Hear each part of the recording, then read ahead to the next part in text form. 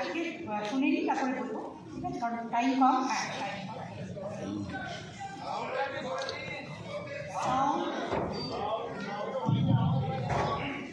আমার সাউন্ড শোনা যাচ্ছে? এই হাতে মাইকটা এরকম জায়গায় নিয়ে কথা বলবেন, তাহলে সবাই শুনতে পাবে।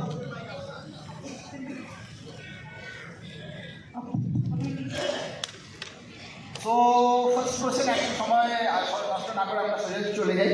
আমি প্রথমে যাবো ডক্টর মলয় ঘোষের কাছে। অবভিয়াসলি ডক্টর মানে বুঝতে পারছেন যে প্রফেশনালি ভীষণই সাকসেসফুল। কতদিন ধরে প্রফেশনে আছো তুমি? 36 বছর। 36 বছর।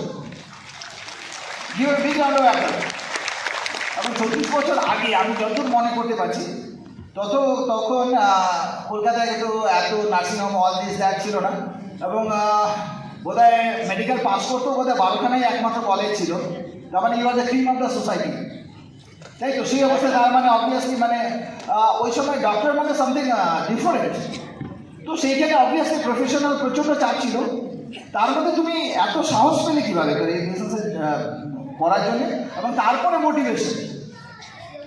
অ্যাকচুয়ালি আমি যেমন ডাক্তার ছিলাম বা ডাক্তার রয়েছি, তার সঙ্গে আমি সেন্ট্রাল গভর্নমেন্টের এমপ্লয়িও ছিলাম। সেন্ট্রাল গভর্নমেন্টের চাকরি একটু আমার মনে মাইকটা সামনের কাছে নিয়ে কথা বলবেন। হ্যাঁ, সেন্ট্রাল গভর্নমেন্টের এমপ্লয়িও ছিলাম। সুতরাং এই জায়গায় দাঁড়িয়ে যে কেন এলাম, হ্যাঁ ভালো হয়তো ছিলাম, আপাত দৃষ্টিতে ভালো ছিলাম, বাইরে থেকে দেখতে মনে হতো, কিন্তু আমার লাইফটা ছিল সেই সময় সকাল 7টা থেকে 9টা পর্যন্ত পেশেন্ট দেখতাম, তারপরে দৌড়ে কর্মক্ষেত্রে যাওয়া, সেখান থেকে ফেরা রাত্রি 8টা সাড়ে 8টার সময়, তারপরে রাত্রি 10টা 11টা পর্যন্ত কলে যাওয়া, কলের জন্য বিভিন্ন মানুষের বাড়িতে যাওয়া। এইটাই ছিল আমার প্রত্যেক দিনের রুটিন। টাইম ছিল না, অ্যাকচুয়ালি আমার হাতে কোনো টাইম ছিল না। আমি একদম টাইমের শেষ সীমায় পড়ে গেছিলাম। নিজের জন্য টাইম নেই, ফ্যামিলির জন্য টাইম নেই। তারপরে যখন এখানে এলাম, এখানে এসে একটা রিয়েলাইজেশন হলো যে আমি তো হার্ড ওয়ার্ক করছি। ছোটবেলা থেকে মাইন্ডসেট ছিল যে হার্ড ওয়ার্ক করলেই নাকি ওপরে উঠে যায়, কিন্তু এখানে এসে দেখলাম যে লাইফটা হওয়া উচিত স্মার্ট ওয়ার্ক। কারণ আমি পৃথিবীতে একবারের জন্যই এসেছি। যে লাইফে থাকবে যথেষ্ট মানি, তার সঙ্গে নিজের জন্য ফ্যামিলির জন্য টাইম থাকবে, রেকগনিশন থাকবে, তার সঙ্গে আরেকটা কি অ্যাসোসিয়েশন, মানুষ গুড অ্যাসোসিয়েশন নিয়ে বাঁচে, মানুষ সেখানে সুস্থ থাকে। আর যেটা জায়গা হচ্ছে যে ইনকামের সিকিউরিটিও থাকবে। এই প্ল্যাটফর্মটায় আমি এইটুকু বুঝেছিলাম যে আমার রোজগার আমার একার ওপর নির্ভর করছে না, এটা একটা দলগত খেলা, এবং এখানে অনেক কম সময় দিয়ে অনেক বেশি টাকা রোজগার করা যায়। আরও দুটো জিনিস, একটা হচ্ছে যে এখানের এই গুড অ্যাসোসিয়েশন থেকে ভালোবেসে ফেলেছিলাম, প্রচুর ভালো ভালো বই পেয়েছিলাম। আর আরেকটা জিনিস যে এখানে দেখেছিলাম যে মানুষের ওপর ইম্প্যাক্ট ফেলা যায়। আমি ডাক্তার হতে পারি, আমি সরকারি ভালো চাকরি করতে পারি, কিন্তু আমি সেখানে তো অন্য মানুষকে নিয়ে আসতে পারবো না। কিন্তু এটা এমন একটা প্ল্যাটফর্ম, যে প্ল্যাটফর্মে আমি যেখানে রয়েছি আমার টিমের সমস্ত মানুষকে আমি সেই জায়গায় নিয়ে আসতে পারি। এই জায়গাগুলো ভালো লেগেছিল বলেই আমার মোটিভেশনটা ধীরে ধীরে তৈরি হয়েছিল, এবং আমি এটা নিয়ে যতখানি সম্ভব কাজ করতে শুরু করেছিলাম। Thank you. So doctor Harisadhan Mallik, আপনিও আছেন। সেম থিং আপনার জন্য। আমার একটা জিনিস মনে হয়, সেটা হচ্ছে মানে ডাক্তাররা তখনই রয়েছে যখন লোক অসুস্থ, ডাক্তার সুস্থ। উল্টোটা হলে পরে কী হবে, ওইটার আনসার আমাকে এখনো পর্যন্ত কেউ দিতে পারেনি, যে ডাক্তার অসুস্থ লোক সুস্থ। বাট তোমাকেও সেম কোশ্চেন, কারণ আমার মনে হচ্ছে তুমি আরেকটু সিনিয়র, ঠিক আছে, আরেকটু বেশি তোমার হয়তো মানে সো কল যেটা হয়, আমরা তো একমাত্র গাড়ি দেখতাম ডাক্তারদেরই, আর কারোর গাড়ি দেখতাম না, সোজা যোগ চিহ্ন, ঠিক আছে। মোটিভেশন কীভাবে করে পেলে, কেন চলে আসো, আমি হাত নাড়াচ্ছি। যখন আমি ডাক্তারি পাস করলাম, ডাক্তারি পাস করার আগে থেকে বছর 10 আমি হোমিওপ্যাথিক ডক্টর। আমি একটা বিদ্যা কনসালটেন্ট ছিলাম ডক্টরি লাইনে। তার ফলে হলো কি, যখন আমি প্র্যাকটিক্যাল ক্লাস 10 বছর করে আসার পরে ডাক্তারি সার্টিফিকেট, অর্থাৎ যখন আমি ডাক্তারি শুরু করি তখন মানে যথেষ্ট পেশেন্ট দেখা শুরু হয়ে যায়, তো প্রচণ্ড চাপ শুরু হয়। এমন মানে চাপ মানে ওই পেশেন্ট করার পরে হলো কি, এবারে একজন বলে আপনি আমার এখানে বসুন, একজন বলে আমার এখানে বসুন, একজন বলে আমার এখানে বসুন। এই ডিমান্ডটা মানে প্লাস আমার নিজেরও ভালো লাগে, টাকা পয়সা বাড়বে। তো করতে করতে করতে করতে দেখা গেলো 6খানা জায়গাটা পুরো বসলো। এবং পরবর্তীকালে আমার বউ একদিন কান্নাকাটি করে বললো আমার পাশে বসে আছে, মানে আমি অনেকদিন পর বছর 8 থেকে এরকম চলার পরে বললো যে আমি বোধহয় তোমার পেশেন্ট হলে ভালো হতো, কারণ তুমি হয়তো আমাকে জিজ্ঞাসা করতে যে তুমি কেমন আছো। কারণ রাত্রি 12টায় ফিরি। শুনুন, ভেরি ইম্পর্টেন্ট, আমার তখন কিছুই ছিল না। 12টায় ফিরতাম পেট্রোল ট্যাঙ্কারে করে বজবজ থেকে, এসে নামতাম, রাস্তার ধারে কোম্পানিতে থাকতাম। তো যাই হোক, এরকম ছিল। কিন্তু এই 6-7টা জায়গায় বসতে দৌড়াতে যিনি আমাকে স্পন্সর করেছিলেন, তিনি আমার কাছে এসে একটা প্রশ্ন করেছিলেন। সেই প্রশ্নটা খুব ভালো করে মন দিয়ে শুনে নিন। আমাকে করেছিলেন যে আপনি এক প্রকারের প্রশ্ন করেন, আমি বলুন, বলে এই যে 6-7 জায়গায় আপনি ডাক্তারি করেন, যদি আপনার মাস দুয়েক শরীর খারাপ হয়, তাহলে 6-7টা জায়গা থেকে আপনার কত টাকা আসবে? তখন পর্যন্ত কেউ আমাকে এই কথাটা জিজ্ঞাসা করেনি, কারণ সবাই 3 ঘন্টা লাইন দিয়ে আর ডাক্তারবাবু নমস্কার করে ঢুকতো। আমার খুব ভালো লাগতো, আমার মনে হতো কি একটা হুঙ্গুরের ব্যাপার। কিন্তু হ্যাঁ মাল্টো আসবে, হ্যাঁ ঠিক, এটা আছে। যাই হোক, এবারে একটা এরকম ব্যাপার ছিল। কিন্তু ঘটনাটা যেটা হলো, তিনি যখন আমাকে বললেন, ততদিন পর্যন্ত আমার মাথার মধ্যে এটা ছিল আমার বজবজ থেকে টাকা আসে, আমার শামপুর থেকে টাকা, শামপুর থেকে আসে, আমার শিলপাড়া থেকে আসে, আমার মোল্লাঘাট থেকে আসে, বিভিন্ন আমার মহেশতলা টিমের যেসব জায়গাগুলোতে বসতাম, আমার সেগুলো সোর্স মনে হয়। ওই প্রথম চোট লাগলো ব্রেনে, যখন উনি আমাকে এই প্রশ্নটা বললেন যে আপনি যদি 2 মাস শুয়ে থাকেন তাহলে আপনার রোজগার কত? থমকে গিয়ে একটুখানি চিন্তা করে বললাম 0। সেদিনকে উনি বলেছিলেন যে আপনি দেখতে পারেন এই বিজনেস প্ল্যানটা, এবং আমি ইএসবিআই দেখেছিলাম। আর আমি ইএসবিআই দেখার পর আমার বোধোদয় হয়েছিল যে আরে এ তো 6টা করি, 8টা করি, 10 করি, সব তো সেলফ এমপ্লয়েড কোয়াড্রেন্ট, আর এখানে তো টাইম দিলে টাকা, না দিলে টাকা নেই। তো ব্যাস এই বোধটা আমাকে, এবং যখন দেখাচ্ছিলেন যে একজন কোয়াড্রেন্ট বা কোয়াড্রেন্টের মানুষ কোয়াড্রেন্টে যেতে পারে, সেই জায়গাটা আমাকে এতটা মোটিভেট করেছিল। সেই যে আমি চেঞ্জ করেছি, এই কন্টিনিউ ইয়ার্সগুলোতে কোনোদিন আমাকে কেউ ডিমোটিভেটেড দেখেনি। এই বলছেন আমি একটু কাকলির কাছে কাকলিকে একটু মাইকটা দিতে বলবো। কাকলির কাছে আমার প্রশ্ন হচ্ছে যে একটা কথা খুব শোনা যায় যখনই আমরা প্রসপেক্টিং করি বা কাউকে প্ল্যান দেখাই, সময় নেই। সত্যিই কি সময় নেই নাকি আর কিছু? তোমার কি মনে হয়? হ্যাঁ, এটা খুব ভালো প্রশ্ন। আমি যখন নতুন শুরু করেছিলাম, আমিও তখন আমার হাজব্যান্ডকে বলেছিলাম যে সময় নেই, কারণ তখন বুঝতে পারিনি আর কি কাজ। আমরা তখনই কোনো জিনিসের প্রতি সময়টা দিই যখন তার ভ্যালুটা আমার কাছে থাকে। তখন হয়তো আমি প্রথম বুঝতে পারিনি যে এই বিজনেসটা আমাকে কী দিতে পারে। কিন্তু পাশাপাশি এটাও মনে হতো যে যেহেতু আমি একটা প্রাইমারি প্রফেশনে স্কুল টিচার ছিলাম, আমার একটা বড় ফ্যামিলি ছিল, আমার ছোট বাচ্চা ছিল, সেগুলো সামলেও আমার মনে হতো যে যদি কিছু আর একটা ইনকাম আমি করতে পারি তাহলে আমি ছেলেকে হোল টাইমার মাদার হতে পারবো, আর তার সাথে কিন্তু সাফিসিয়েন্ট মানি যেটা তার তার এডুকেশনের পিছনেও কিন্তু খরচ করতে পারবো।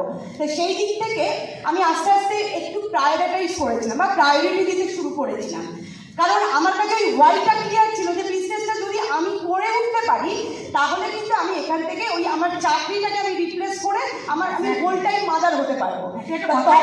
একটা কথাই আছে না, why is clear that doesn't come. একদম। এবং তখন আমারও হাতে কিন্তু সময় ছিল না, কারণ প্রত্যেকের আগে আমি চিন্তা করেছিলাম 24 ঘন্টা, কিন্তু অনেক মানুষই অনেক জায়গাতে সাকসেসফুল হয় কীভাবে, তাদের অ্যাক্টিভিটিগুলোকে ম্যানেজ করেছিল। তো আমি তখন শুরু করলাম অ্যাক্টিভিটি ম্যানেজমেন্ট। অ্যাকচুয়ালি অনেক সময় আমি কী করতাম, হয়তো মোবাইলটা দেখতাম, চুপচাপ বসে থাকতাম, বন্ধুদের সাথে গসিপিং করতাম। তা দেখলাম যে ওই আনপ্রোডাক্টিভ এবং আনপ্ল্যানিং কিছু কাজ সারাদিনে, ওগুলোকে যদি আমি বন্ধ করি, একটু প্ল্যানফুলি কাজগুলো করতে শুরু করি এবং একটু প্রোডাক্টিভ কাজ করি, যেমন এই বিজনেসে সাকসেসফুল হতে গেলে এই প্রোডাক্ট ট্রেনিংগুলো নেওয়া, আমাদের যে টিমমেটসে 1-2 করে আসছে তাদের সাথে একটু প্রোডাক্ট নিয়ে কথা বলা, এই মিটিংগুলোতে আসা, যেমন মিটিংগুলো না নিজেদের মধ্যে ফেটটা তৈরি করে, বিলিভ লেভেলটাকে বাড়ায়। আমার যেটা প্রথমে কিছু ছিল না, আমি যখন এই অ্যাসোসিয়েশনের সাথে অ্যাসোসিয়েট করতে শুরু করলাম না, দেখলাম যে এই যে অনেকের সাকসেসটা দেখে আমার মনে হলো তাহলে আমি কেন পারবো না, আমিও চেষ্টা করলে পারবো। এবং তখন থেকে কিন্তু আমি একদম নড়ে গেলাম, যেটুকু সময় পেতাম, এটা হয়তো পার্ট টাইম লাগে, কিন্তু পার্ট টাইমটাকে আর কিন্তু মানে কি বলবো আর কি বেশি পার্ট টাইম করিনি, যতটুকু সময় পেতাম এই বিশেষে কাজে লাগিয়ে কিন্তু আজকের এই জায়গায় পৌঁছেছি। খুব ভালো। আমি সেই কোশ্চেনটাই আমি একটু বিশ্বজিৎ ভট্টাচার্য, মানে বিশ্বজিৎ তুমি যদি বলো। বিশ্বজিৎ তো জানি খুবই ব্যস্ত ছিলেন সেই সময়। হ্যাঁ দিদি, সবাই ব্যস্ত ছিল। একদম সত্যি করে যখন শুরু করি খুবই ব্যস্ত ছিলাম। আমার খুব রানিং একটা ওষুধের দোকান, পাশাপাশি আমি আরও 4টে ব্যবসা করতাম, অনেকগুলো গাড়ি ছিল, 5-6টা গাড়ি, কম্পার, তখন বিউটি পার্লার। তো এই সময় আমি না বলে দিয়েছিলাম যে না না আমার সময় নেই, আমি নিজেকে খুব ঘন ভাবতাম। কিন্তু পম্পা এবং আমার অ্যাপ্লাই মেন্টার অসীম ঘোষ, পম্পায় যখন শুরু করেছিল আমাকে একদিকে বললো যে দেখো একটা রবিবার যেভাবে ম্যানেজ করে চলো না, সায়েন্স সিটিতে একটা প্রোগ্রাম আছে, একটা মেগা ফাংশন দেখলাম। সেখানে গিয়ে কিরিটিদার শাশ্বতের দিকে দেখলাম, অভিজিৎদার সাগরী দিকে, তারপরে সামনে বসে আছেন পার্থদেবী দেবিকা দিকে, এনাদের মতো দেবাপী রায়, রীনা রায়, এনাদেরকে দেখার পর আমার মনে হলো যে আমি তো তুচ্ছ, এনারা এত বড় বড় চাকরি করেন, এনাদের এত প্রফেশন সাকসেসফুল, এনারা যদি করেন তাহলে আমার মনে হচ্ছে কোনো একটা জায়গায় আমার বুঝতে ভুল আছে। তো আমি পম্পাকে পাশে বলছি ব্যবসাটা খুব ভালো, হ্যাঁ বাড়িতে গিয়ে সিরিয়াসলি করবো। ওইখানে ডিসিশন নিলাম। আস্তে আস্তে ট্রেনে বললাম যে দেখো আজকে এত লোক দেখেছে, এই এত হলের মধ্যে যদি একটা কাপেল কেউ ডিসিশন নেয় আমরা করবো। রাত্রিতে এসেই আমার মনে পড়ে অসীমদা, এখানে দেবুদা বসে আছেন, তখন দেবুদা আমাদের ওখানে খুব যেতেন। ফোন করলাম যে দাদা কালকে আসতে পারবেন, আমরা ব্যবসাটা করতে চাই। তার মানে বুঝতে পারছেন তো, একটা ফাংশন কিন্তু বিরাট কিছু দিতে পারে। ওইখান থেকে যেই মোটিভেশন নিয়ে এলাম, পরের দিন থেকে না আমার ব্যস্ততা, আমি কিছু মানে কি বলবো টাইমকে ম্যানেজ করতে শুরু করলাম। আমি সকালে দোকান যেতাম, তখন আমি স্নান করে দোকান যাওয়া শুরু করলাম, একদম ক্লিন সেট করে, ব্যবসার মতো যেভাবে অনলাইন থেকে ফলো করি, ড্রেস কোড মেনটেন করে। পম্পাকে বলতাম লাঞ্চটা দোকানে নিয়ে চলে এসো, দুজনে মিলে ওখানে খেয়ে দুপুরে একটা করে লাঞ্চ করে আবার 4:30-5টায় দোকান খুলতাম। তখন আর বাড়ি যাওয়া বন্ধ করে দিতাম। আবার দোকান আমি 1:30 পর্যন্ত দোকান করে আবার পম্পাকে বলতাম তুমি আমার খাবার নিয়ে চলে এসো, একটু টিফিন করে বেরিয়ে যাবো।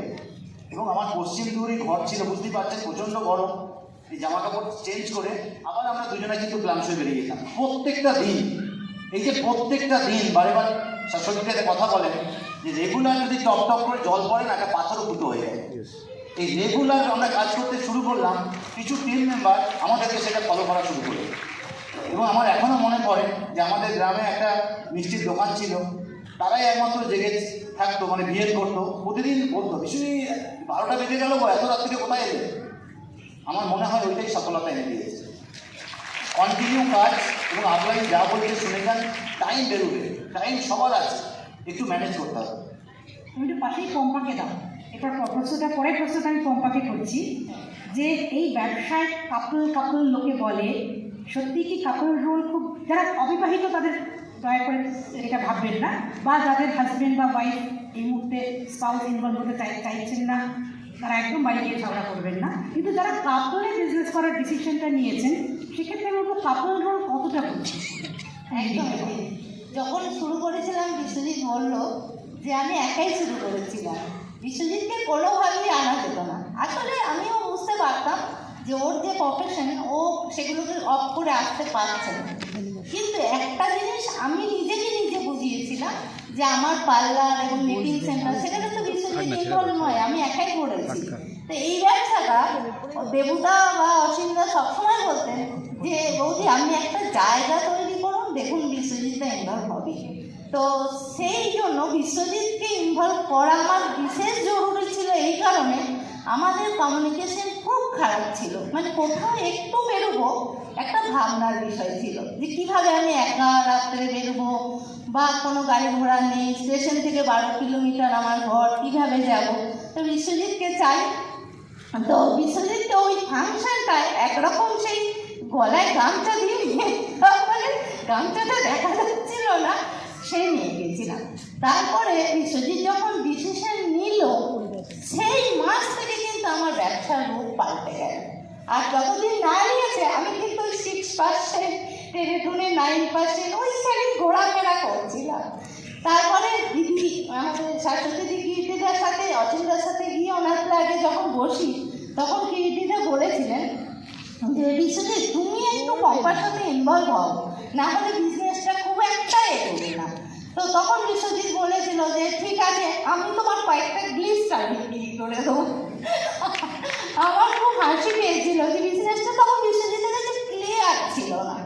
তাই আমি মনে করি যে দুজনে মিলে যদি করা যায়, সেখানে দেখুন দুজনের লিস্ট বেরোয়, তারপরে কোথাও হয়তো যাচ্ছি কাজগুলো দুজনেই গুছিয়ে নিয়ে যেতে পারি, কোথাও গেছি তাদেরকে দুজনকে বসতে বলতে পারি, এবং তারাও যখন দেখে আমাদের হাজব্যান্ড ওয়াইফকে, তারাও হাজব্যান্ড ওয়াইফ কিন্তু ডিসিশন নিতে তাদের অনেকটাই সুবিধা হয়। বা বিশ্বজিৎ হয়তো প্ল্যান ডেমো দেখাচ্ছে, তাদের বাড়িতে হয়তো একটা ছোট্ট বাচ্চা আছে, তাকে আমি একটু সামলে নিতে পারলাম। আমার মনে হয় দুজনে মিলেমিশে করলে কেউ কাউকে দোষারোপ করতে পারি না, একসাথে থাকি। না হলে অনেক সময় আমাদের গ্রামের দিকে বেশিরভাগ, এখন যেমন আমি নবদ্বীপে থাকি আমার প্রয়োজনে, কিন্তু তখন আমাকে একাই সব করতে হতো সংসারে, রান্না করা। তখন বিশ্বজিতের পোস্ত ভরার একটা ঝোঁক ছিল, না না বলে রাগ হয়ে যেত, আমি আজ খাবো না। তো এইরকম এই লাস্ট করে বিশ্বজিৎ প্রস্তুত করা খেয়েছে, এই জন্মদিনে খেয়েছি। জন্মদিনে খালি হয়। এখন আমার জন্মদিনে মা খোঁজ নেয় যে ছেলের পোস্ত ভরা করেছো তো। তো যাই হোক, আমি বলবো মিলেমিশে যদি করা যায় তাহলে কাজটা খুব স্মুথ হয়। আর যারা ইয়াং তাদের জন্য আমি বলবো যে তাদের ভয় পাওয়ার কোনো কারণ নেই, কারণ আমি যখন প্রথম ডিসিশন নিয়েছিলাম, একাই ডিসিশন নিয়েছিলাম, তাদের তো পিছু টেনে ধরার কেউ নেই, সে একাই সব কিছু করতে পারে। আমি বলবো সেটা কাকলির কাছে একটু, কাকলিকে একটু দিয়ে দাও, একটা সেম প্রশ্ন কাকলি করবো। হ্যাঁ, বলছি যে কাপল বিজনেস কিন্তু এমবিএ বিজনেসের খুব গুরুত্বপূর্ণ। আর কেননা কারণ আমরা এটা তো শুধুমাত্র বিজনেস করছি না, এটা একটা পার্টনারশিপ জার্নি। সুতরাং যখন আমরা কাপেলে থাকবো, বিজনেসের রেজাল্ট বলুন, গ্রোথ বলুন, এনার্জি বলুন, সব কিছু কিন্তু 3 গুণ বেড়ে যাবে। আর একটা কি বলুন তো, যখন হাজব্যান্ড ওয়াইফ আমরা এই বিজনেসটা বিল্ড করছি, যখন কোথাও প্ল্যান দেখাচ্ছি, একটা ট্রাস্টেবিলিটি বেড়ে যায়, মানে ট্রাস্টেড হয়। টিমের মধ্যেও কিন্তু একটা ট্রাস্ট বেড়ে যায়। তার ফলে কি হয়, ক্রেডিবিলিটি অটোমেটিক্যালি কিন্তু ডাবল হয়ে যায়। এই দিক থেকে আমি বলবো একদম ভীষণ ভীষণ দরকার এই মানে কাপেলের বিজনেসটা করা। দ্বিতীয় কথা, যে সমস্ত ট্রেনিংগুলো হচ্ছে এই বিজনেসটা করতে গেলে, কিছু ট্রেনিং আর এই যে মিটিংগুলোতে আসছি, হাজব্যান্ড ওয়াইফ যখন একসাথে থাকছি তখন দুজনের মাইন্ডসেটটা কিন্তু একই রকম হচ্ছে। সুতরাং দুজনের বিজনেসের গোলটা একই রকমভাবে অ্যাচিভের জন্য সমানভাবে কিন্তু আমরা পরিশ্রম করতে পারি। আর একটা যেটা আমার বলা যায় যে একে অপরকে কিন্তু আমরা এখানে হাজব্যান্ড ওয়াইফ কমপ্লিট করতে পারি। সবাই কিন্তু সব কাজে কিন্তু দক্ষ হয় না, কিন্তু যার যেটা প্লাস পয়েন্ট আছে, টিমের মধ্যে দুজনেই আমরা সব কাজই জানবো। যেমন আমি এবং বলাই, আমরা দুজনেই সব কাজই পারি, কিন্তু হয়তো কোনো সময় ওর যদি সমস্যা হয়, সেই কাজটাকে আমি কিন্তু ওভারকাম করে দিতে পারি। আবার মেয়েরা যদি একটু থাকে সঙ্গে, মেয়েদের এই বিজনেসে না বলা হয় যে এমবিএ বিজনেসের ব্যাকবোন হচ্ছে লেডিরা। মেয়েরা যদি এই বিজনেসে একটু প্রোডাক্ট ডেমো দেখায়, একটু মানে বিউটি ব্রেক, একটু হেলথের ওপর বিভিন্ন রকম প্রোগ্রাম করে, মেয়েদের সাথে কাজ করে, দুপুরের দিকে অনেক মেয়েরা ফাঁকা থাকে, সেই সময় যদি তাদের সঙ্গে কাজ করা যায়, প্ল্যান শো করা যায়, প্ল্যানটা শুধুমাত্র যে মানে আমাদের টিমের ছেলেরাই দেখাবে তা না। আমার মনে হয় ছেলে এবং মেয়েরা দুজনেই যদি প্ল্যানটা দেখে, দুদিক থেকে বিজনেসটা গ্রোথ করে, মানে গ্রোথ হয়। তাহলে এইটা কিন্তু ভীষণ ভীষণ দরকার যে হাজব্যান্ড এবং ওয়াইফ দুজনে অ্যাক্টিভলি পার্টিসিপেট করায়, যদি তাদের স্বপ্ন হয় যে এই বিজনেসটা থেকে আমরা কিন্তু খুব তাড়াতাড়ি অ্যাচিভ করবো। এবং আমার মনে হয় এই যে প্রোডাক্ট, প্রত্যেকটা পরিবারে হাজব্যান্ড ওয়াইফ যদি অ্যাক্টিভ হয় না, প্রোডাক্ট কনজিউম কিন্তু তাদের অনেক বেড়ে যায়। যদি একজন নেগেটিভ থাকে, অর্ধেক প্রোডাক্টে তারা ইউজ করবে না। তাহলে সেই জায়গাটা থেকেও ভীষণ, এবং টিমের মধ্যেও সেটাকে ফ্লো করা যায়। আরেকটা আমার যেটা মনে হয় খুব শর্টে, আমার যেটা মনে হয় যে এমবিএ বিজনেসে কাপল রোলটা হচ্ছে পাওয়ার বুস্টার। যদি একটা কথা আছে যে 2 hands build income but 2 hearts build legacy। একটা কথাই আছে না, যেটা আমি এই ব্যবসাতে এসে শুনেছি, 1 + 1 এখানে 2 নয়, 11। আমাদের শুরুয়াতেও কিন্তু বিজনেসের তাই হয়েছিল। প্রথম থেকেই কিরিটির একটা মেন্টাল সাপোর্ট ছিল, কিন্তু ও সময়ের অভাবে বিজনেসটা বিল্ড করতে পারতো না, তো আমি একাই করতাম। এবং আপনারা জানেন যে আমার তখন বাচ্চাটার বয়স 1.5 বছর ছিল, আমিও একটা খুব ডিম্যান্ডিং পোস্টে চাকরি করতাম, টাইম ডিম্যান্ডিং পোস্টে, কিন্তু খুব তাড়াতাড়ি সাফল্য পেয়েছি এবং আমি যেভাবে কিরিটিকে এনেছি আস্তে আস্তে, আমি কোনো কালেই ন্যাকা নই, কিন্তু একটু ন্যাকামো করতাম। এটা টিপস একটু তাদের জন্য যাদের স্পাউস ইনভলভ হতে চাইছে না, একটু ন্যাকামো করতে পারে। যেমন কিছু কিছু বলি, গিয়ে হয়তো বলতে পারেন আপনার আপলাইনের নাম বলে যে উনি আপনার আজকে না তোমাকে খুঁজছিলেন। হ্যাঁ, যেমন আমি আমার ফ্রন্টলাইনদের কিছু কি যারা সিঙ্গেল বিজনেসটা শুরু করেছে, যে তুমি তোমার স্পাউসকে গিয়ে বলতে কি শাশুড়ি দ্বিতীয় দিদা তোমাকে খুঁজছিল, তুমি যাওনি, খুব মন খারাপ করছিল। এবার সে কী ভাববে যে আমাকে খুঁজছিল?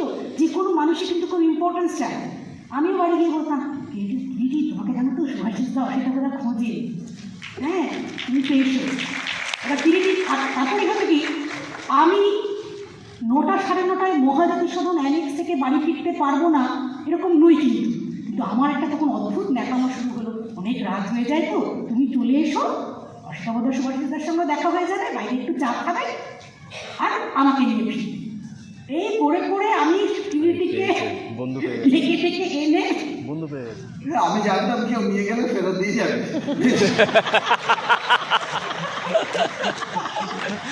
Okay next. সত্যি মানে এটা কি বলুন তো, এটা যে বেশি এক্সাইটেড থাকবে it's his or her responsibility. আরেকজন অটোমেটিক্যালি কাহাতেও কীভাবে করে এত ভালো একটা জিনিস থেকে চলে থাকবে, অটোমেটিক্যালি চলে আসবে। মাঝে মধ্যে একটু বলতে হবে, ঠিক আছে, যাতে ওই একটু সাবকনসিয়াস ব্রেনটা একটু প্রোগ্রামিং হয়।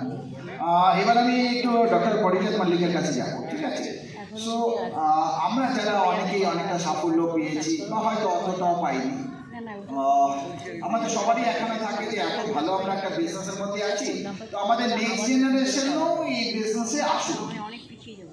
তো তাদেরকে ইনভলভ করতে গেলে কি সুবিধা অসুবিধা ফেস করছেন, কিভাবে করে আমরা সেটাকে ওভারকাম করতে পারি, সেটা যদি আমার বাচ্চাদের ইনভলভ করতে গেলে আমাদের বাবা মাকে এক্সাম্পল সেট করতে হবে।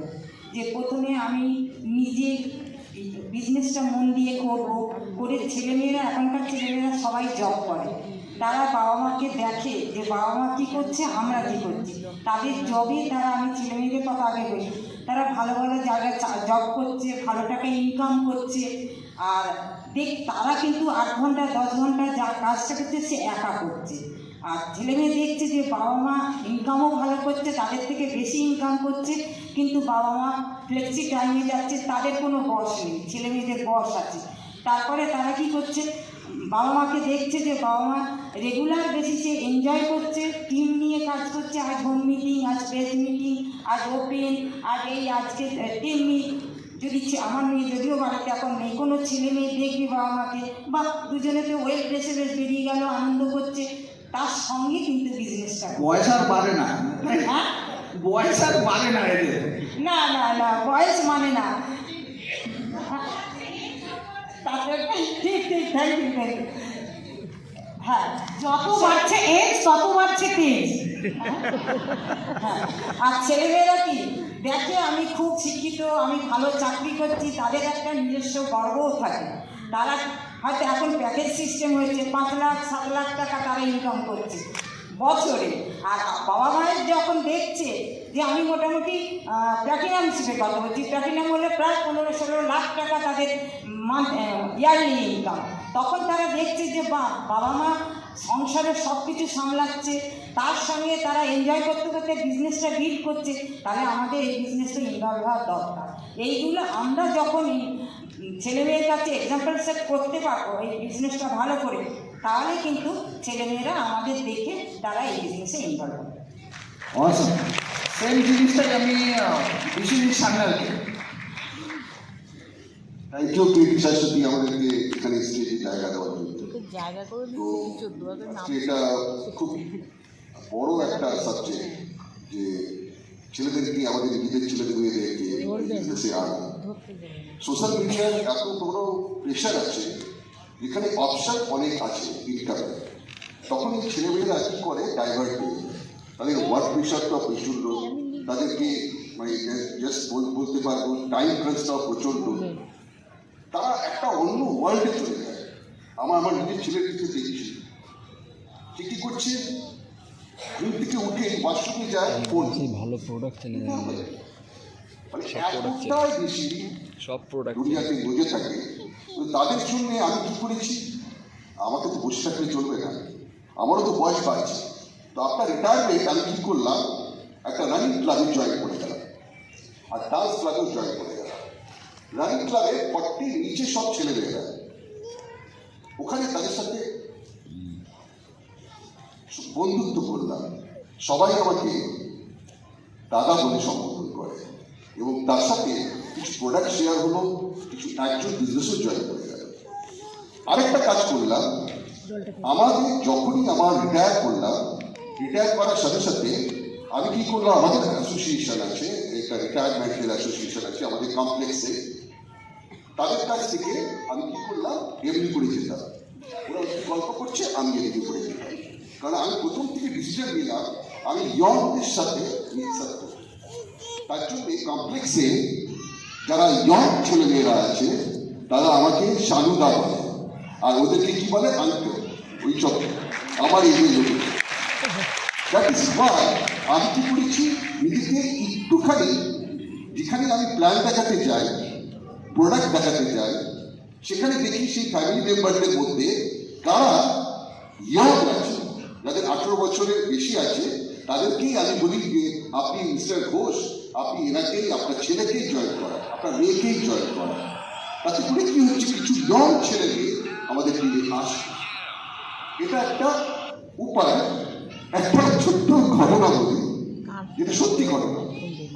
আমার একটা রিয়েলাইজেশন হয়েছে, আমার সমস্তপুরের একটা বন্ধু, মানে বন্ধু মানে কি, আমার ওখানকার একজন ছেলে, সে এখানে আইআইটি ছেলেদের মেয়েদেরকে পড়ায়, সে নিজেও একজন আইআইটি পাস আউট। তো কোচিং ইনস্টিটিউট খোলার পরে 2-3 বছর পরে হঠাৎ দেখলাম তার মধ্যে ড্রাস্টিক চেঞ্জ।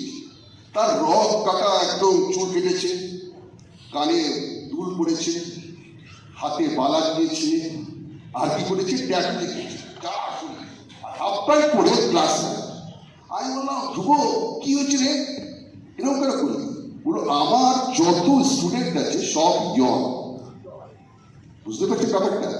আমাকে যুগের সাথে সাথে চেঞ্জ করলে পরে আমি আমার নিজের ছেলে মেয়েকে চেঞ্জ করতে পারবো না। আমি নিজের যে প্রসপেক্টস আছে, আমাদের যে সোসাইটি আছে, সেই সব ইয়ং জেনারেশনকে আমরা অ্যাট্রাক্ট করতে পারি, আমাকে নিজেকে ইয়ং করতে। Thank you. এদের দুজনের কথা থেকে আমি দুটো টার্ম নেব। ডক্টর পরিজাত মল্লিকের থেকে নেব এক্সাম্পল সেট, আর বিশ্বজিতের থেকে নেব টু মাচ অপশন আজকের দিনে ইনকামে। এবং এই দুটো জিনিস নিয়ে আমার একটু বলার আছে, কারণ এইখানে দুটো জিনিস চেক করার আছে। সেইটা হচ্ছে কারা তৈরি নয়, আমরা পেরেন্টসরা তৈরি নই না আমাদের ছেলেমেয়েরা তৈরি নয়। It's very important. আজকে প্রচুর অপশন আছে, কিন্তু আমার কোশ্চেন হচ্ছে কত টাকার জন্য, মাসে কত টাকার জন্য প্রচুর অপশন আছে। যেটা ডক্টর মল্লিক অলরেডি বললেন, পরিজাত মল্লিক অলরেডি বললেন যে ওরা ভালো পড়াশোনা করেছে, সমস্ত কিছু করেছে, আইটিতে আছে। তো তারপরেও একখানা যেটা বললেন ওটা মোটামুটি হয়তো মেবি তার থেকে আরেকটু বেশি হবে, 1 লাখও আমি ধরে নিতে পারি মাসে 12 লাখ। এবার আমার বক্তব্যটা একটু অন্যদিকে, মাসে না বছরে 12 লাখ। আমার বক্তব্য একটু অন্যদিকে। এমনটা হচ্ছে না তো যে আমাদের ছেলে মেয়েরা আমরা সমস্ত কিছু তৈরি করে দিচ্ছি, বাট ওদেরকে সেই হাওয়াটাই লাগতে দিচ্ছি না যে কিসে তৈরি হচ্ছে তারা। এমনটা হচ্ছে না, প্যাম্পার্ড হয়ে যাচ্ছে, কারণ সমস্ত কিছু পেয়ে যাচ্ছে। আমি আমার আর শাশুড়ির কথা একটু বলি, কারণ হয়তো এটা কাজে লাগতে পারে। আমরা বিয়ের পরে আমি আর শাশুড়ি দুটো মাত্র সুটকেস নিয়ে ভালো বাড়িতে ঢুকেছিলাম। ভদ্রলোক এদিক ওদিক তাকাচ্ছিলেন যে মানে পয়সা যথেষ্ট ভালো দিচ্ছে বাড়ি ভাড়ার জন্য। কি দেখছে দাদা? বলে না তোমাদের গাড়ি, তোমাদের মালপত্র। আমরা এই দুটোই, এবং বুঝতে পারছে না যে ভাড়া দিতে পারবে কি পারবে না। এবং আমরা ওইটাই বলেছিলাম, ডোন্ট ওয়ারি, আমরা আছি না, সব হয়ে যাবে। এবং ওই 3 বছর, তার আগে আমি 4-4.5 বছর চাকরি করেছি, এবং তার মধ্যে আমার বোনের বিয়ে হয়েছে। তাতে আমার যথেষ্ট পরিমাণে কন্ট্রিবিউশন ছিল। আমাদের বাড়ি রেনোভেশন হয়েছিল, যথেষ্ট পরিমাণে কন্ট্রিবিউশন হয়েছিল। এবং 3 বছর পরে যখন বেরোই, আমরা খুব তাড়াতাড়ি বিয়ে করেছিলাম, 26-25 এরকম টাইম, হ্যাঁ 27 ছিল।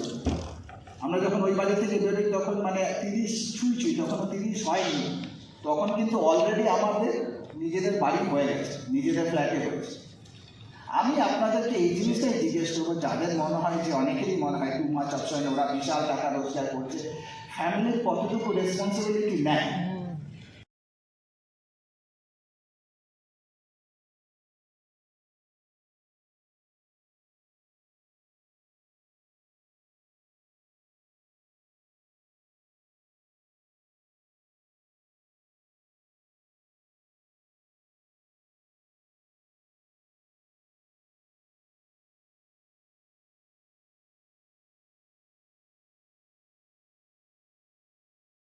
নিজেকে কোশ্চেন করার জন্য বলছি,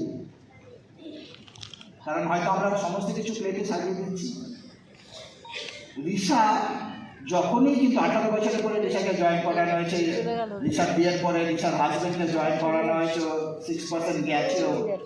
এবং রিশা যখনই এখানে থাকে, আমাদের যদি কোনো মেগা ফাংশন থাকে, আমরা কোথায় গেছি সেটার জন্য নিয়ে যাই, আমরা ওকে নিয়ে যাই রিয়েলাইজ করানোর জন্য যে আজকে তুমি যা যা এনজয় করো, এই বিজনেসটার জন্য এনজয় করো।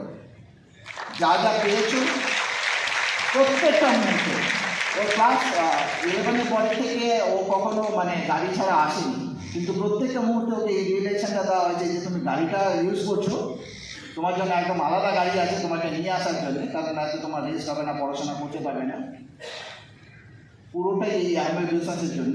সেই জন্য রিশাকে একটাই কথা সবসময় বলে, আমি যাই করি না কেন আলটিমেটলি তো আমাকে বিজনেস করতেই হবে। এই জিনিসটা আমরা কতটা, সেই জন্য মানে এটা যেটা অপরাজিত মল্লিক বলে যে ভীষণ ভাইটাল, যে আমি ইনস্টান্স হয়ে উঠছি না তো প্রত্যেকটা মুহূর্তে আমি এই ফিলিংটাকে দিয়েছি বা দিচ্ছি। যদি না দিয়ে থাকি আমার ছেলে মেয়ে কোনোদিনও আসবে না, আর যদি দিয়ে থাকি কোনোদিনও ছাড়তে পারবে না। সিরিয়াসলি কতটা করবে না করবে এটা বড় কথা না, আর কত দূর নিয়ে যাবে বিজনেসকে, ছাড়তে পারবে না, that's for sure, it's very important. Sorry, আমার মনে হয় যে দুটো পয়েন্ট আমাদের মাইন্ডসেট একটু চেঞ্জ হওয়া ভীষণ দরকার, কারণ সবাই আছে, ইয়াঙ্গার জেনারেশন থেকে দেখুন এত ইয়াং আছে, আরও এত ইয়াং আছে, সাজিয়ে দিলে আসবে, রিলেশনও আসবে। সো ওকে, আমি বিশ্বজিতের হাতে মাইকটা আছে বলে আমি পাশে পম্পাকেই দিতে বলবো যে আমার একই তারপরে সোনার কাছে যাবো। আমার এই প্রশ্নটা নিয়ে আরেকটা মানে প্রশ্ন একটু অন্য অ্যাঙ্গেলে, যে এই মুহূর্তে আমরা যখন ব্যবসায় এসেছিলাম আমরা সবাই তো ইয়াংই ছিলাম। আমার তো মনে আছে আমার বয়স হলো তখন ওই 30-31 আমি ইয়াং। এবার তোমরাও এসেছিলে সবাই এরকম পাশাপাশি এসেছিলে, তাহলে আজকের ইয়াং জেনারেশন আসছে না কেন? যেটা এতক্ষণ টিভি বললো সেটাও একটা কারণ হতে পারে, তো আমরাই তাদের সামনে ঠিকঠাক বোঝাতে পারছি না। আচ্ছা, কীভাবে আনা যায় তার জন্য তোমরা কী করছো? অলরেডি বিশ্বজিৎটা কিছু বলেছে, চ্যানেলের কথা বলছি। ঠিক আছে দিদি, হ্যাঁ আমরা কী করছি, আমরা যে মানে কোনো ইয়াং জেনারেশনকে যখন নিয়ে আসার জন্য যাচ্ছি, তাদের ব্যথার জায়গাগুলো বোঝার চেষ্টা করছি। মানে অনেকে যেমন আছে যে সকালে একটু ঘুম থেকে দেরিতে উঠলে ভালো হয়, আমার মাথার ওপর কেউ বস থাকবে না, এগুলো তাদেরকে আমরা জিজ্ঞাসা করছি যে তোমার এই জিনিসগুলো কেমন লাগে। তারপরে দেখা যাচ্ছে যে তাকে জিজ্ঞাসা করা হচ্ছে যে তুমি কি এই চাকরি যে করছো, চাকরিতে ছোট করছি না, এডুকেশন দরকার আছে, তোমার লাইফে তুমি একটা কিছু করতে চাও, চাকরি করছো ভীষণ ভালো, কিন্তু তুমি কি হ্যাপি? তখন তারা বলছে, বা কোনো ইয়াং হয়তো মিসেস আছে পাশে, বলে একদম টাইম দেয় না, একটা ছোট্ট বাচ্চা আছে তাকে একদিন কোলে নিয়ে ঘুরতে যেতে পারে না, বয়স্ক বাবা মা অসুস্থ, একটু ডাক্তার দেখানোর প্রয়োজন যেতে পারে না, তারপরে লোনের বোঝা, কত ক্রেডিট কার্ড, এইগুলো আমরা যখন বোঝার চেষ্টা করছি তখন তাকে বলছি যে দেখো আমরা যখন জয়েন করেছিলাম তখন আমিও কিছু করতাম, তোমার কেউ আঙ্কেল বলে কেউ দাদা বলে, তোমার আঙ্কেলও ভীষণ ব্যস্ত ছিল, আমরা ভালোই ইনকাম করতাম, কিন্তু আমাদের যেসব স্বপ্নগুলো কোথাও ঘুরতে যাব বা কিছু কিনবো কি বাবা মায়ের জন্য কিছু করবো, আমরা কিন্তু হ্যাপি ছিলাম না, তার জন্য অত কিছু কিছু করার পরে এই বিজনেসটা করার ডিসিশন নিয়েছি। তা তুমি যদি এরকম একটা টাইম, মানি, ইনকাম সিকিউরিটির প্যাকেজ পাও, তাহলে কি তুমি ভাববে? তখন বলে আপনাদের মতন কি বলতে পারবো? আমি তখন তাকে ভাবাই যে দেখো এটা 15 বছরের ফল, আর তোমরা আজকে শুনছো, আমাদের মতন তোমরা অনেক আগে যাবে। কারণ এখনকার ছেলেমেয়েরা অনেক ফাস্ট, মানে তাদেরকে যখন ভাবানো হয় বা কোনো কাজের দায়িত্ব দেওয়া হয়, আমি দেখেছি অনেক ফাস্ট। কারণ আমার ছেলেকে যখন দেখেছি, ও জব পর্যন্ত করছে ব্যাঙ্গালোরে, কিন্তু আমার দিদিকে নিয়ে একবার ডাক্তার দেখাতে গেলাম, আমি দেখছি ও গিয়ে কোথায় দিদিকে ডাক্তার দেখাবে, কোথায় রিপোর্ট করাবে, মানে নিমিষের মধ্যে সব কিছু একদম রেডি। তো সেই জন্য বলছি যে ভাবালে কিন্তু ভাবে, এবং ভেবে এখন আমরাই ভাবাচ্ছি, আমরা সঠিকভাবে ভাবাতে পারছি না, আমার মনে হয় এটা। তুমি ফোনটাকে একটু ম্যাটার হ্যাঁ, থ্যাংক ইউ সরস্বতী। যেটা পম্পা বলছিল যে ভাবাচ্ছি না, সেটা প্রথম কারণ যেটা আমি মনে করি যে আমাদেরকে প্রচুর, মানে বিশেষ করে আমাকে প্রচুর চেঞ্জ হতে হবে, মানে ডিজিটাল ইয়েটাকে প্রচুর ভালোভাবে অ্যাডাপ্ট করতে হবে। কারণ এখনকার জেনারেশন কিন্তু ভীষণ ভালোবাসে ডিজিটালি সব কিছু করতে, সব কিছু মানে দেখতে।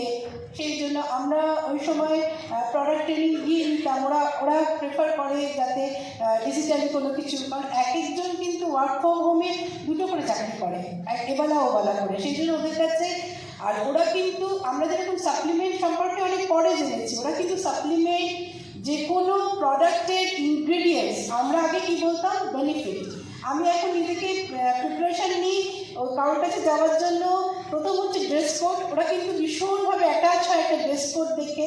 যেমন আমি একটু সাজতে ভালোবাসি, আমার টিমে এরকম ছোটো ছোটো অনেক ছেলেমেয়েরা আছে যারা আমি একটুখানি সেজে গুজে যখন যাই, ওরা কিন্তু খুব সুপর্ণা আন্টি এসছে, একটুখানি খুব ভালোভাবে নেয়। ওরা যখন ওদের বন্ধুদের কাছে নিয়ে যায় আমাকে, দেখো সুপর্ণা আন্টি, হ্যাঁ একটুখানি প্রোডাক্ট ইউজ করতে হবে, স্কিনটাকে ভালো করতে হবে। আর একটা কি, যেটা ইনগ্রিডিয়েন্টসগুলোকে মুখস্থ করতে। আমি সত্যি বিশ্বাস করো, আমি বাথরুমে দাঁড়িয়ে আয়নার সামনে দাঁড়িয়ে ইনগ্রিডিয়েন্ট মুখস্থ করি। কারণ এখন যে অ্যাডগুলো দেয় উইথ ইনগ্রিডিয়েন্টস দেয়, কিন্তু আমাদের সময় কিন্তু অনলি আমরা বেনিফিট বলতাম, ভিটামিন সি, হাইড্রোক্লোরিক অ্যাসিড, ঠিক তাই একদম। ওদের সাথে আমাদের এই ইনগ্রিডিয়েন্টসের কী পার্থক্য, কী বেনিফিট, সেটা আমি ওদেরকে গিয়ে বলি। আমি নিজের উপর অনেক খাটাখাটনি করি সেই সময় যখন কারোর সাথে ইয়ে করি। আর যেটা বিশেষ বললো কমিউনিটি বিল্ড করলে, ওরা যেটা বলছিলাম যে সাপ্লিমেন্ট কিন্তু ওরা অলরেডি প্রচুর কোম্পানি থেকে নেয়।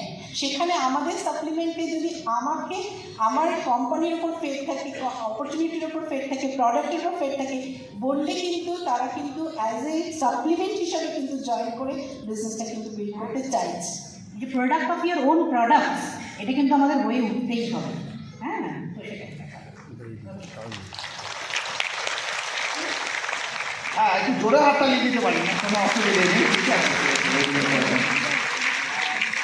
বেশি সময় নেই, আমরা জাস্ট কয়েকটা ভীষণ ফাস্ট চলে যাবো। যে আমরা সবাই গ্রো করেছি এখানে, সবারই মানে বিগ পেজ, ঠিক আছে, গ্রো করেছি, মানে গ্রো করেছি, সমস্ত কিছু হয়ে গেছে নাকি না, এরপরেও আমরা আরও গ্রো করবো, আমরা সবাই আরও গ্রো করতে চাই। তো আমি এই মুহূর্তে গ্রোথ আর মোমেন্টামের জন্য এক্স্যাক্টলি কীভাবে করে কাজকর্ম করছি, আমি প্রথমে বিশ্বজিতের কাছে যাবো, কারণ বিশ্বজিৎ ভট্টাচার্য আর কি, ঠিক আছে। তো আমি জানি তোমাদের টিম লাস্টটা মানে গ্রো করছিল, বাট লাস্ট ফিউ মান্থস ভীষণ ভালো গ্রো করেছে। সো ন্যাচারালি তুমি যদি আমাদেরকে বলো তাহলে আমাদের একটু সুবিধা হয়, তাহলে আমরা সেটাকে কপি করতে পারি, কপি পেস্ট করে দেবো। একদম ঠিক দাদা। তো আমার মনে হয় প্রথমে না, মানে এই যে গ্রোথের কথা বা মোমেন্টামের কথা বলা হচ্ছে, দেখুন গ্রুপের মোমেন্টামের আগে প্রথম মোমেন্টাম দরকার কিন্তু নিজের মধ্যে। আমার মধ্যে যদি মোমেন্টাম কম হয়, এই যে বাইরে আগরওয়াল যে বসে আছে, ওই ক্যালেন্ডার যদি প্রতিদিন সাদা থাকে, তাহলে কী করে মোমেন্টাম আসে? এইটা আমি প্রথম বুক করি। হ্যাঁ, প্রত্যেক দিন যেন ফাঁকা না থাকে। যদি ফাঁকা থাকে ভিতরে খুব কষ্ট হয়, যে আজকে দিনটা ফাঁকা, আজকে দিনটা ফাঁকা। এই যে দিদি আমাদের ওখানে, আমার দিদি হয়তো মনে আছে কিনা জানি না, আজ থেকে 10-11 বছর আগে বিশ্বকর্মা পুজোর দিন একবার গিয়েছিলেন। তো আমাদের ফ্ল্যাট থেকে হল পর্যন্ত আস্তে আস্তে একটা টোটোওয়ালাকে ইনভাইট করছে, এই তোমার নাম কী গো, সন্ধ্যাবেলা কী করো, বিশ্বজিৎ পম্পার সঙ্গে একটু দেখা করো। তো সেই দিন থেকে সত্যি করে বলবো, এত বড় পিনে থেকেও যদি একটা টোটোওয়ালাকে ইনভাইট করে, আমরা কাউকে ছাড়ি না। এইটা আমাদের টিম কিন্তু ফলো করি। তার জন্য দেখুন না, গত মাসে 94 নিউ জয়েনিং এসেছে। এই মাসে অলরেডি সকালে দেখা হয়নি, কাল রাতে দেখেছিলাম 48 হয়ে গেছে। 100 হবে একদম।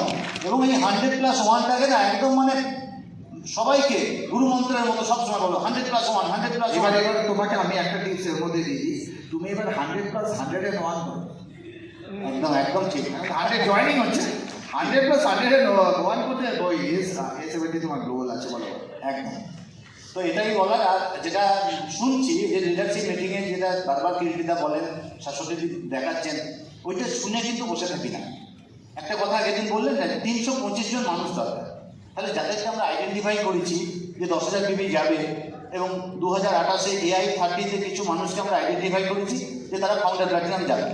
যাবে তো যাবেই, একদম মনে প্রাণে কাজ করছে, তারা রেগুলার প্ল্যান দেখাচ্ছে, তার জন্যই তো 100 জয়েনিং আসছে।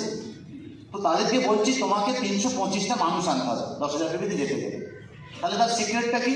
জয়েনিং করাতে হবে, 100+1 অ্যাক্টিভেট জয়েনিং। এবং 4টে যেন তোমার সেলফ টিম হয়। ওই একই কথা কীর্তিদা বারবার বলো না, 4 ইজ দ্য নিউ 3। এইগুলোকে বারবার টিমের মধ্যে বলছি যে 3টে তোমার সেই 4টে চাকার মতো স্টেপ নিয়ে। তাহলে আরেকটা এক্সট্রা তোমার টিম থাকা দরকার। এইটা সবাই মেনে নিয়েছে, 4টে করে টিম ম্যাক্সিমাম জনের হচ্ছে। এবং এই 4টে টিমে যেন 7টা বিএফআই আসে, এখন থেকে তার প্ল্যাটফর্ম তৈরি করে। তাহলে কি হবে, তোমার ফাউন্ডার প্ল্যাটফর্ম কোনোদিন করবে না। আরেকটা জিনিস আমি করছি, যেটা আমার টিমের মধ্যে এখন ফাংশন অ্যাটেন্ডেন্ট কিন্তু আমি বাড়িয়ে দিয়েছি। সবাইকে ধরে ধরে বলছি তুমি একা নও, তোমার সঙ্গে একজনকে নিয়ে চলো। এইটা সব সময়। আরেকটা জিনিস করেছি, যেটা আমরা একসঙ্গে প্রেস মিটিং করতাম, ওটা ভেঙে ভেঙে টুকরো টুকরো করে আমরা 6টা করেছি রিসেন্টলি। তাতে কি হচ্ছে, রেজাল্ট অনেক বেশি হচ্ছে। অলসো তো সেম হরিসাধনদা, তোমাকেও সেম কোশ্চেন, গ্রোথের জন্য কী করছো?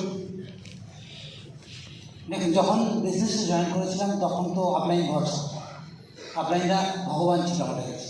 আমরা একই ইনভেস্টমেন্ট ছিলাম না, এখন অতটা আজকে আমি বলতে পারবো না, বাট আমাদের কাছে তখন এখানে স্টেজে কেউ দাঁড়িয়ে আছে মানে আমরা ওখানে আছি মানে এটা ঈশ্বর মনে হয়, মানে এতটাই আমরা ইনভেস্টমেন্ট ছিলাম। মোটামুটি এখন নর্মাল করেছেন, নামিয়ে এনে দ্যাটস গুড। তখন কী ছিল, তখন যা বলতো আপলাইনরা, কী বলতো যে লিডার যদি আপনাকে হতে হয় তাহলে আপনি সব থেকে বেশি পরিশ্রম আপনাকে করতে হবে, সব থেকে বেশি প্ল্যান আপনাকে দেখাতে হবে, একটা বই হলেও বেশি আপনাকে পড়তে হবে, আপনাকে মিটিংয়ে কোনোটাই মানে আসা বন্ধ চলবে না, আপনাকে থাকতে হবে, আপনার সাথে কেউ আসবে না আসুন। আমরা কিন্তু অন্ধের মতন ওগুলো ফলো করতাম। এবং সেইটা শুরু হয়েছে যখন থেকে জয়েন করেছি টিল নাও, আজকে পর্যন্ত। ইভিন মানে এক এক দিনে অনেক চাপ থাকে, কিন্তু তার সত্ত্বেও এগুলোর কোনোটার বাইরে আজ পর্যন্ত যায় না। তার মানে মোমেন্টাম ক্রিয়েট করতে গেলে যেটা বললেন নিশ্চিতদা, অ্যাকচুয়ালি এই যে মোমেন্টাম ব্যাপারটা আছে, এটা হচ্ছে যে আমাদেরকে শেখানো হতো যে আপনি রেলের ইঞ্জিন, আপনি যদি ইঞ্জিন যদি দৌড়ায় তাহলে বগে দৌড়াবে।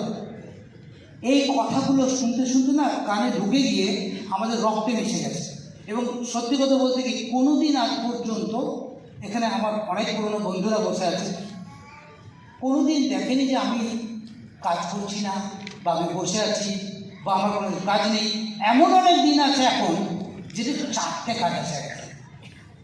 সুতরাং মোমেন্টাম বা গ্রোথ বা এই যে জায়গা, এবং যেটা বললেন এই যে 100+1, এই যে এডিএসডি, চলো 4টে জয়েনিং করাতে হবে একটা 4 মাসে, চলো পিকনিকে যাবে, এই যে জায়গাগুলো এমবিএ কোম্পানি লয়্যালটি প্রোগ্রাম, এগুলোকে কন্টিনিউ যেটা বললেন দাদা, খুব ভালো লাগলো। আমিও রিসেন্টলি আমাদের প্রেস মিটিং আছে, তাকে ভেঙে 4-5 টুকরো করেছি, এবং 4-5 টুকরো করে তাদের ওখানে প্রত্যেক দিন একটা নির্দিষ্ট দিন আছে, সোমবার এখানে, মঙ্গলবার ওখানে, বুধবার এখানে, বৃহস্পতিবার এখানে, এই যে কাজটা হচ্ছে। এবং তারপরে ডাইরেক্টলি আমার থেকে ওরা সমস্ত এই জায়গাগুলো পাচ্ছে, এবং তার থেকে একটা মোমেন্টাম ক্রিয়েট হচ্ছে, এবং তাদের মধ্যে লিডাররা মানে এক্সাইটেড হচ্ছে এবং খুব ভালো কাজ হচ্ছে। এটা সম্পূর্ণই ডিপেন্ড করে, যদি আপনি মনে করেন যে আমি লিডার হব, তাহলে এই কাজগুলো করব, তাহলে কিন্তু আপনি জিতবেন, আপনি বড় হবেন, এতে কোনো আর কোনো রহস্য নেই। এটাই হচ্ছে আসল কথা। ওকে ওকে, নেক্সট কোশ্চেন আমি বলবো যে এটা তো লিডারশিপের বিজনেস, কিন্তু প্রথম তো একটা মানুষ যখন বিজনেসে জয়েন করে তখন তো তার মধ্যে লিডারশিপ হয়তো থাকে, কারোর থাকে না। তো আমি একটু বিশ্বজিৎ এবং সুপর্ণার কাছে এই প্রশ্নটা নিয়ে যাবো, যে ইচ্ছা আগে বলতে পারিস বা পরে বলতে পারিস, যে এই কোয়ালিটিটা কি তোদের মধ্যে দুজনের মধ্যে প্রথম থেকেই ছিল না পরে ডেভেলপ হয়েছে, যদি একটু এবার থ্যাংক ইউ সাহিত্য দিদি। আমি যেটা বলবো সেটা হচ্ছে যে আমার খুব ছোটো বয়সে বিয়ে হয়ে গেছিলো, আর হাউসওয়াইফ ছিলাম, আমার মধ্যে কিচ্ছু ছিল না, একদম মানে বিজনেস করার কোনো মানসিকতা, ব্যবসা কী জিনিস, লোকের সাথে কথা বলতে হবে, এগুলো আমার মধ্যে কিচ্ছু ছিল না। যেটা আমি করেছি আস্তে আস্তে, যেটা আমি প্রত্যেকটা মিটিংয়ে আসতাম, মানে ওটা আমি একদম মনের মধ্যে আত্মস্থ করে ফেলেছিলাম যে আমি কোনো মিটিং মিস করিনি। এখনও স্টিল যেটা মানে হয় অনেক কিছু ঘটে যায়, তবু আমি মিটিংয়ে আসাটা একদম বন্ধ করি না। আপনারা সবাই দেখবেন, আমিও দেখেছি যখন কোনো কোলাজ বানানো হয় না, যদি একটি ছবি দিয়ে কোলাজ বানান, দেখবেন আপনার ছবির কোয়ালিটিটা খুব ভালো হওয়া উচিত, তবে কিন্তু সেটা দেখতে ভালো হয়। যখন ফটোর কোলাজ করে, আপনার গ্যালারিতে যেটা সবচেয়ে সুন্দর ফটোগুলো থাকে সেই দিয়ে কিন্তু কোলাজ তৈরি করা হয়। সেম সেরকম আমি মিটিংয়ে গিয়ে কোনো লিডারের কাছ থেকে ড্রেস কোড শিখেছি, কোনো লিডারের কাছ থেকে রিলেশনশিপ শিখেছি, কোনো মিটিংয়ে গিয়ে আমি প্রোডাক্টের সম্পর্কে শিখেছি, আপনাদের কাছে গিয়ে আমি ডেমো কিট কী করে ব্যবহার করতে হয়, কীভাবে ডেমো দেখাতে হয় প্রোডাক্ট নিয়ে, সেগুলো আমি শিখেছি। কারণ সেই সময় আমি আগেও বললাম আমাদের কিন্তু অনলাইনে কোনো প্রোডাক্ট ট্রেনিং বা হতো না, তখন অনেক কম মিটিং হতো, আর হ্যান্ডে অফিসে গিয়ে প্রোডাক্ট ট্রেনিং দিতে হতো। তা আমি যখন এগুলো শিখতে শিখতে কী হয়েছে, যে আমার টিমে যখন আস্তে আস্তে আস্তে আস্তে সংখ্যা বেড়েছে, আমি তাদের সাথে গিয়ে মিটিং করতাম, তাদেরকে নিয়ে গিয়ে শিখিয়েছি, আর তারাও শিখেছে, আমিও শিখেছি। যেমন বাড়িতে মা থাকলে কী হয়, বা তার যদি 2-3টে বাচ্চা থাকে, সে জানতে পারে যে কোন বাচ্চার কোন দুর্বলতা কোনটা, গুণ কোনটা তার ভালো দোষ কোনটা, এগুলো সব জানে। সেইভাবে কিন্তু আমি আমার মেয়েদেরকে, আমি আমার টিমের লোকদেরকে আমি নিজে শিখেছি, তাদের আস্তে আস্তে শিখিয়েছি। যেমন কিছু জায়গায় আমি নিজে অনেক সময় বুঝতে পারিনি, আমি আমার আপলাইনের সাথে কথা বলেছি, আমি সবসময় ফোন করে, মানে আমি একটা বিষয় এটা না বললে হয়, আমি এটা পেয়েছিলাম শাশ্বতী দিদিকে। সেই সময় আমি যখন বিজনেস বিল করেছি, শাশ্বতী দিদি কিন্তু আমার সাথে সব সময় ছিল। তারপরে আমি ধীরে ধীরে দেবিকা দিই আমার আপলাইন মনিটিকে পেয়েছি। যাই হোক, আমি এরকম আস্তে আস্তে আস্তে আস্তে এগুলো শিখেছি, দেখেছি। লাস্টে একটা কথাই বলবো, যে মহাগুরু অসিতাবদা বলে না, যে লাড্ডু বানাতে গেলে কিন্তু অনেক বোঁদে কালেক্ট করতে হয়। সেই বোঁদেগুলো কিন্তু একটা আঠার মাধ্যমে লাড্ডুর সাথে জুড়ে থাকে। সেই আঠাগুলো হচ্ছে সব যারা বসে আছে, সেই সব লিডারশিপের ভালোবাসা, কোনো সিচুয়েশনে, যে কোনো সিচুয়েশনে রিয়্যাক্ট না করে কী করে রেসপন্স করতে হয়, সেই জিনিসগুলো সব তাদের কাছ থেকে শিখেই কিন্তু আজকে আমি যতটুকু জায়গায় বসে আছি, সব তাদের কাছ থেকে শিখে এইটুকু জায়গায় আসতে পারছি। Thank you. বিহারে জন্ম, বিহারে একটা প্রভাব আছে, कैसे नहीं होगा, कैसे না হয়। তো লিডারশিপটা আমরা দেখেছি ছোটবেলা থেকে, যে যা এখানে যত লোক বসে আছে সবার মধ্যেই কিন্তু ছোটবেলা থেকে দেখতে পারবে, কেউ দাদা লিডারশিপ নেয়, কেউ বাবা, কেউ বন্ধু বান্ধব, কলেজের ফ্রেন্ড, কিছু ব্যাপারে এগিয়ে যায়, লিড করে, এবং তারপরে তাকে সব ফলো করে। এই বিজনেসও সেম, তাই কিছু জিনিস আপনাকে অবজার্ভ করতে হবে। আমি একটা লিডার বলছি, একটা দু রকমের লিডার হয়। একটা লিডার হয় ইনফ্লুয়েন্সিয়াল লিডার, পজিশনাল লিডার। এতে কি হয়, কেউ বাবা ডাক্তার আছে, ছেলেও ডাক্তার করাবে, গুরু বানাবে, কেউ একটা মিনিস্টার আছে, তার ছেলে মিনিস্টার। এখানে কিন্তু তা নয়, এখানে আপনাকে নিজেকে ক্রিয়েট করতে হবে, নিজেকে আপনাকে এক্সাজারেট করতে হবে, নিজেকে প্রচুরভাবে ইনভলভ করতে হবে, ইনফ্লুয়েন্স করাতে হবে। প্ল্যান শো, ডেমো, কোয়ালিটি আর কোয়ান্টিটি, এই দুটোকে অ্যাডভান্স করতে হবে। প্রথম যেটা কাজ হচ্ছে, যে আমি যদি অ্যাভারেজ হয়ে থাকি, তাহলে এই বিজনেসের লিডারশিপটা ডেভেলপ করতে হবে।